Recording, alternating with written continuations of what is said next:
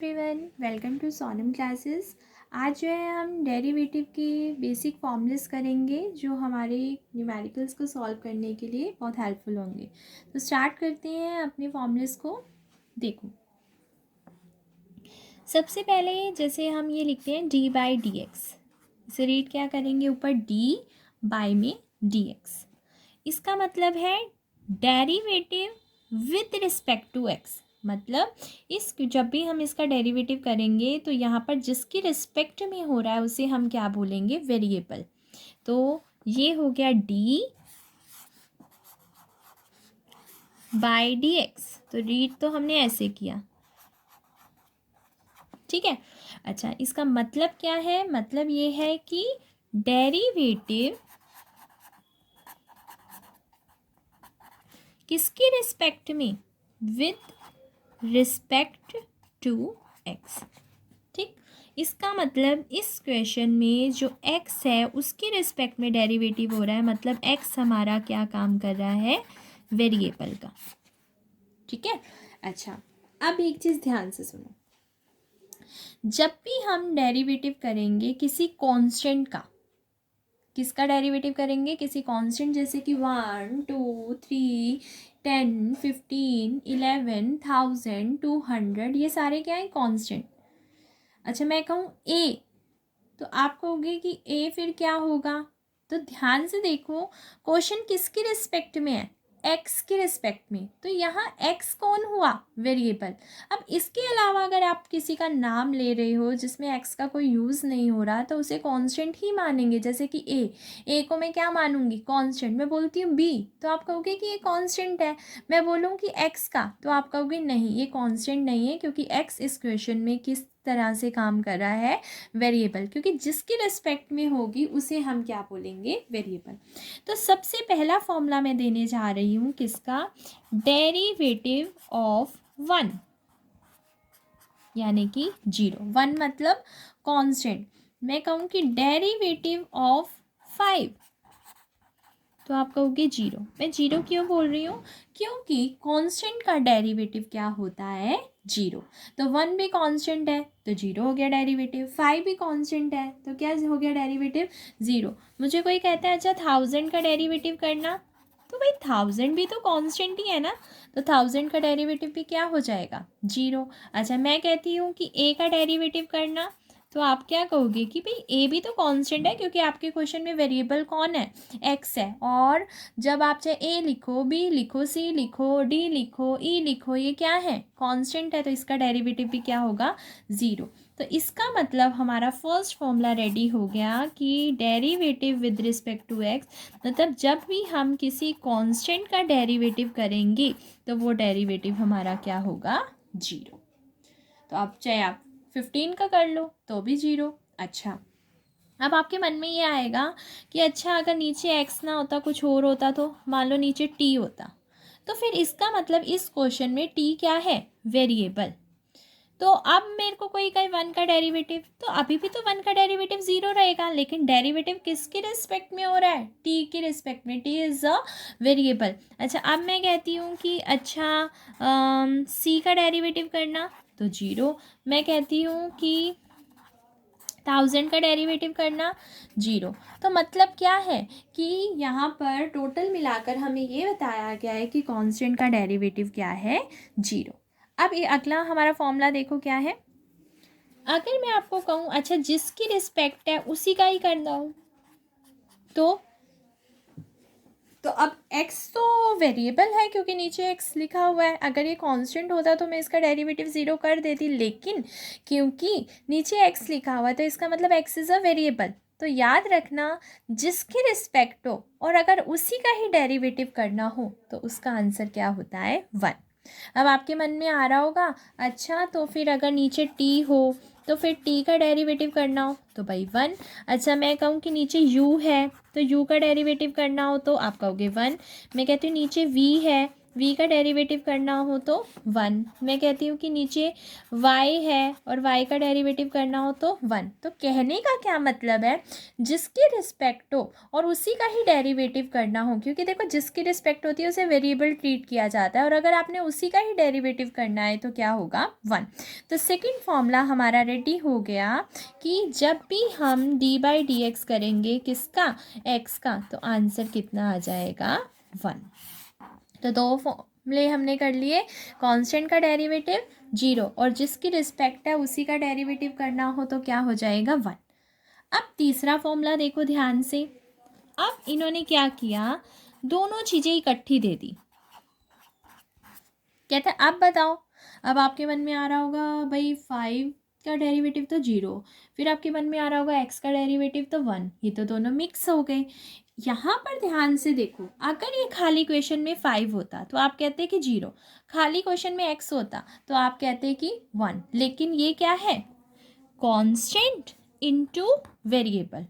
ये चीज़ क्या है हमारी, कांस्टेंट, ठीक है, और ये इनटू में क्या है, वेरिएबल। तो याद रखना, जब भी कांस्टेंट इनटू वेरिएबल, जब भी कांस्टेंट के साथ खाली कांस्टेंट हो तो 0, खाली वेरिएबल वो भी खाली x हो तो 1, लेकिन जब कांस्टेंट इनटू वेरिएबल इकट्ठे आ जाते हैं तो डेरिवेटिव क्या कहता है, कांस्टेंट को क्या कर दो, एज इट इज़, कांस्टेंट को क्या कर दो, एज इट इज़। तो मैंने 5 को क्या कर दिया, एज इट इज़, ठीक है। कहते हैं ये जो बचा है ना x, इसका क्या करो, डेरिवेटिव। यानी कि ये कहना चाहता है कि डेरिवेटिव सिर्फ किसका करना होता है, वेरिएबल का। अच्छा, कांस्टेंट तो एज इट इज़ था, अब बताओ x का डेरिवेटिव क्या था, 1, तो फाइनल आंसर क्या आ गया, 5। कहता है अच्छा, तो अगर हम 10x का डेरिवेटिव करें तो 10x का डेरिवेटिव करोगे तो 10x का डेरिवेटिव में 10 क्या है, कांस्टेंट, x क्या है, वेरिएबल, तो 10 डेरिवेटिव सिर्फ किसका होगा, x का, तो constant as it is, x का डेरिवेटिव 1 तो 10। तो अब हमें एक चीज़ पता चल गई भाई, अगर ऐसे कोई कहे 8x का डेरिवेटिव, इतना बड़ा क्या करना है, 8 लिख दो। कोई मुझे कहे 1000x का डेरिवेटिव, तो मैं क्या कहूँगी कि भाई 1000 एज इट इज़, x का डेरिवेटिव 1, तो टोटल मिलाकर क्या बन गया, 1000। अगर मैं आपको कहती हूँ कि ax का डेरिवेटिव, तो a is a constant, x is a variable, तो आंसर क्या आ गया, a। तो हमारा फाइनली फॉर्मूला रेडी हो गया कि अगर ax आ जाए तो a को एज इट इज़ कर दो और x का डेरिवेटिव 1, यानी कि क्या हो गया, a। तो खाली कांस्टेंट का डेरिवेटिव 0, खाली x का डेरिवेटिव 1, कांस्टेंट इनटू वेरिएबल आ जाए तो constant as it is, derivative किसका कर दोगे, वेरिएबल का। हमारा नेक्स्ट फॉर्मूला आ रहा है बहुत इंपॉर्टेंट, पावर का फॉर्मूला। जैसे मैं कहती हूँ x की पावर 9, इसका क्या होगा, x की पावर 9 में ध्यान दो। अब आप कहोगे कि यहाँ 9 होता तो मैं 9x का मतलब 9 कर देती, यस बिल्कुल, लेकिन अब ये 9 कहाँ चलेगी, पावर में। तो पावर का फॉर्मूला क्या कहता है, सबसे पहले तो ये ध्यान देना, जब पावर है तो उसके अंदर देख लो वेरिएबल है या नहीं है। वेरिएबल है, चाहे जैसे मर्जी लिखा हो, प्लस में लिखा हो, जैसे मर्जी, वेरिएबल होना चाहिए, तभी पावर का फॉर्मूला हम मानेंगे, ठीक है। चलो, फॉर्मूला कहता है कि पावर का बता रहे हैं हम कि पावर को क्या कर दो आगे और पावर में से क्या कर दो, एक कम। क्या कहा है उन्होंने, पावर को कर दो आगे और पावर में से क्या कर दो, एक कम। ये फॉर्मूला अभी तक सिर्फ हमने किसका अप्लाई किया है, पावर का। अब पावर का फॉर्मूला हो चुका है, पावर का डेरिवेटिव कर दिया है, पावर आगे पावर में से एक कम। अब बचा कौन, अंदर वाला, अंदर देखो कौन बचा है, एक्स। तो अभी तक मैंने सिर्फ किसका किया है, पावर आगे पावर एक कम, ये किया पावर का डेरिवेटिव। अब पावर को छुपा लिया मैंने, अंदर कौन बचा, अब अंदर जो बचा उसका डेरिवेटिव कर दो, अंदर बचा x, तो d/dx किसका करना है, अंदर वाले का, यानी कि 9x की पावर 8 और x का डेरिवेटिव क्या होता है, 1। तो फाइनली आंसर कितना आ गया, 9x की 8। तो हमारा फॉर्मूला रेडी हो गया, पावर आगे पावर में से एक कम, अंदर वाले का डेरिवेटिव, ठीक है। तो एक तरह से ये यूँ हो गया कि जैसे मान लो हमें कहता है x की पावर 11 का, तो हम क्या कहेंगे, पावर आगे पावर में से एक कम, ये तो किसका हो गया, पावर का। अब अंदर कौन बचा, x का डेरिवेटिव 1, तो टोटल मिलाकर ये हो गया, ठीक है। आगे ये चीज़ समझ। अच्छा, अब मान लो मैं आपको ये दे देती 7 × x की 9। अब तो पता है क्या हो गया, यहाँ पर कांस्टेंट भी है और वेरिएबल भी है और ऊपर से पावर भी है। तो एक तरफ से ये किसकी तरह काम कर रहा है, कांस्टेंट की तरह, ये किसकी तरह काम कर रहा है, वेरिएबल की तरह। तो हमने क्या सीखा था, कांस्टेंट को क्या कर दो, एज इट इज़, ठीक है, कर दिया। डेरिवेटिव सिर्फ किसका करना है, वेरिएबल का, यानी कि डेरिवेटिव हम सिर्फ किसका करेंगे, एक्स की पावर 9 का। अब जब डेरिवेटिव एक्स की पावर 9 का करेंगे तो अब आपको आता ही है, 7 तो यूँ का यूँ पड़ा ना, और डेरिवेटिव हम किसका कर देंगे, एक्स की पावर 9 का। तो पावर क्या दिख रही है, 9, पावर क्या होगी आगे, पावर में से क्या कर दिया, एक कम। और अब ध्यान से देखो, पावर का कर दिया ना, अंदर कौन बचा है, एक्स, और एक्स का डेरिवेटिव हमारा क्या होता है, 1। तो यहाँ से हमने क्या कर दिया, एक्स का डेरिवेटिव 1। बस अब हो गया हमारा, 7 की 9 से मल्टीप्लाई कर दो, कितनी आ गई, 63, और एक्स की 8, ये हमारा आंसर आ गया। ठीक है, अब इसी के जैसे मैं एक और क्वेश्चन देती हूँ और ध्यान देना। अब इन्हीं दोनों क्वेश्चन में फ़र्क है, यहाँ था 7 इंटू एक्स की 9 और यहाँ है 7x की पावर 9। ठीक है, अच्छा मेरी बात ध्यान से सुनो। अब क्या यहाँ पर 7 अलग हो रहा है, नहीं, यहाँ पर क्या है, पावर में 9। तो सबसे पहले मुझे पावर दिखाई दे रही है, तो मैं पहले पावर का फॉर्मूला लगाऊंगी। मैंने लगाया 9, पावर आगे, पावर में से एक कम। ठीक है, अब मैं पावर को छुपा लूँगी। अब डेरिवेटिव किसका करूँगी बताओ, खाली 7x का। तो अब मैंने डेरिवेटिव किसका किया, 7x का। तो पावर आगे, पावर में से एक कम करी, फिर अंदर वाले का। तो ये चीज़ ऐसे की ऐसे, ये चीज़ भी ऐसे कैसे, हाँ जी 7x का, ये तो हमें याद है, 7x का डेरिवेटिव 7, 9 के 7 से मल्टीप्लाई करी 63, और ये पड़ा रहा। ठीक है, तो फॉर्मूला अच्छे से याद हो गया। एक फॉर्मूला और ध्यान रखना, मान लो आपका आ जाता है रूट के अंदर वेरिएबल, क्या आ जाता है, रूट के अंदर वेरिएबल। तो ये याद रखना, रूट का डेरिवेटिव हमारा क्या होता है, 1/2 रूट। रूट का डेरिवेटिव क्या होता है, 1/2 रूट। जैसे अभी पावर का करा था ना, इसी तरह से हम रूट का भी याद कर लेंगे। जब भी हमें डेरिवेटिव रूट का करना हुआ तो रूट का डेरिवेटिव हम करेंगे 1/2 रूट। तो ये तो हो गया रूट का, रूट को छुपा लिया। अब बताना बचा के अंदर वेरिएबल, तो वो वेरिएबल कुछ भी हो हमें नहीं पता, तो हमने ये फॉर्म बना ली।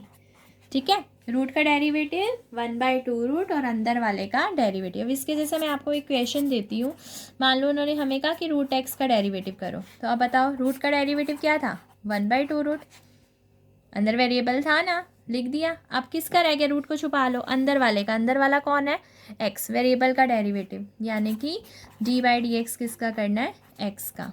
तो 1/2 रूट और एक्स का डेरिवेटिव 1, आंसर आ गया ये क्वेश्चन देखो, d/dx अगर हम करते हैं रूट 2x + 9 का, तो अभी सीखा हमने कि रूट का डेरिवेटिव क्या होता है, 1/2 रूट। ठीक है, तो रूट का तो हो गया। अब हमारा डेरिवेटिव किसका रह गया, अंदर वाले का। रूट को छुपाओ तो अंदर क्या बचा हमारा, 2x + 9। तो d/dx हमने किसका कर दिया, 2x + 9 का। तो ये ऐसे का ऐसे। ठीक है, अब 2x + 9 का डेरिवेटिव, 2x का डेरिवेटिव 2 और 9 का डेरिवेटिव 0, तो ये से कैंसिल, आंसर हमारा आ गया 1/√2x + 9। तो ये हमारा आज था बेसिक फॉर्मूलेस डेरिवेटिव के। आपको वीडियो अच्छी लगी हो तो लाइक ज़रूर करना। बाय।